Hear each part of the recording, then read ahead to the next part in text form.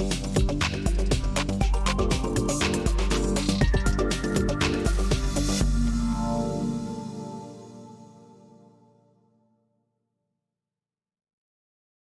everybody, on this episode of TTS Today we're going to continue with the new order manage screen, and we are excited to introduce a new feature that will help filling back orders automatically after a receiver is entered.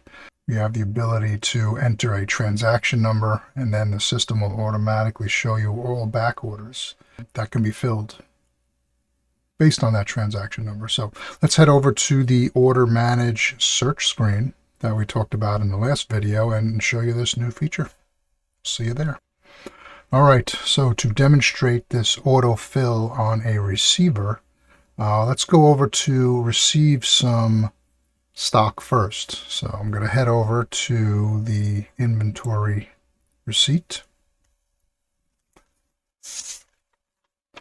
And just like we normally do, we're going to hit our vendor, our warehouse, give it a transaction number.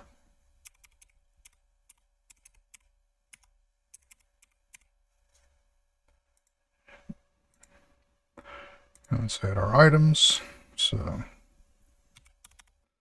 now we have all our items added, and no remarks are necessary. As you see, we have no stock. So there's two options that we have here, and as you know, you can just save it and then you'd have to fill these back orders manually, or we have the save and autofill open orders. So I'm going to click on save open order, and it asks if you want to do a partial fill, so I'm going to say yes. And once it's done, it brings us immediately to the order manage screen with that autofill transaction entered here. So you notice under vendor, we have TTS today refill transaction for TTS auto. That's what I named it. So right at this point, we can fill this order here, and I would do one-click release because these are all pending releases, right? So if I click one-click release, and it prompts me and lets me know that I've successfully released these orders. And prior to this change, you would lose this screen, right? Everything would disappear and you'd have to go find it.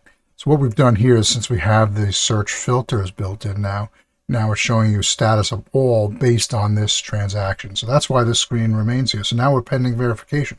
So very easily we can choose all these, and the next step would be to print out warehouse release copies that we're going to send to the warehouse so they can pick this order. So create PDF format for all those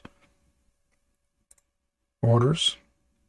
By the way, something important, I'll just mention it here. You probably know that. Notice on some of these orders, I do have multiple releases. So some people may actually click this bypass verification status. Basically, what that allows you to do is print a packing slip or a shipper's copy before the order is actually shipped or verified. But if I did that here, then it's actually going to print out these additional releases. We don't want that to happen. So that's why I only checked off warehouse release copy. So now if I look at this PDF, it will give us just what we need. These are the 3 orders, release picking tickets. So these are 3 separate orders, 1003, 1002, and 1001. So going back to the manage screen now, at this point, I can verify these orders if they have been verified. So to show you actually what this is doing, and let's say you did this after the fact, meaning after you did a receiver. Okay, so notice all the way down here on the search screen, we have our TTS auto filled in here. Now, the way this works is it remembers the last transaction that was run, and this is per vendor. So if you have multiple vendors, it's not going to affect another vendor. But once you receive in another order for this particular one, which is TTS today, for instance, then it will overwrite the transaction number fill, and you will be filling for the next receiver. But right now I'm still there, so if I actually applied filters, it will bring us back to this pending verification. These will stay here until you do another autofill, which is a nice feature. So again, going back here, we would normally fill this in, and this is the transaction number that I typed in. And to get that transaction number, we can go back to inventory receipts, for instance, and we have an on-screen log, and then it'll show you right here. These are the last 3 that I entered.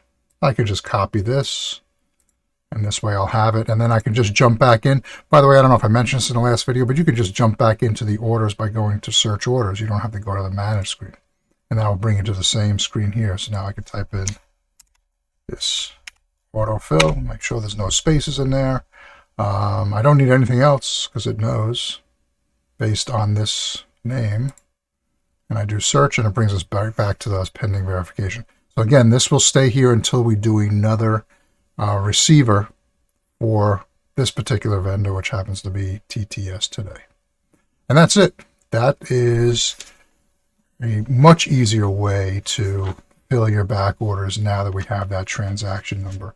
You still have the ability to run reports. So if you remember, in an additional reports tab, you have transactions to orders.